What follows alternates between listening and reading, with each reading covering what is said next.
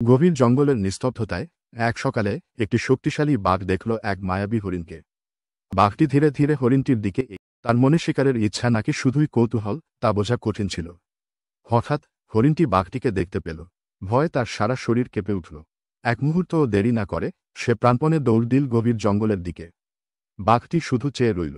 কিছুক্ষণ নীরবতা, জঙ্গলের স্বাভাবিক শব্দ, সময় বয়ে চলল।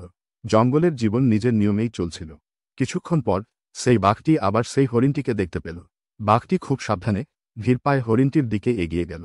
এবার তার চোখে ছিল না সেই হিংস্রতা, ছিল এক অদ্ভুত কোমলতা। হরিণটি প্রথমে থমকে দাঁড়িয়েছিল, পালানোর জন্য প্রস্তুত। কিন্তু বাঘের শান্ত ভাব দেখে সেও যেন একটু সাহস পেল।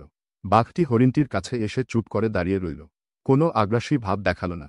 হরিণটিও কিছুক্ষণ পর ভয় কাটিয়ে বাঘটির দিকে তাকাল। হয়তো তারা চোখে চোখেই অনেক কথা বলে নিল। জঙ্গলের সব নিয়মকে ভুল প্রমাণ করে সেই অদ্ভুত মুহূর্তে তাদের মধ্যে জন্ম নিল এক অসম বন্ধুত্ব।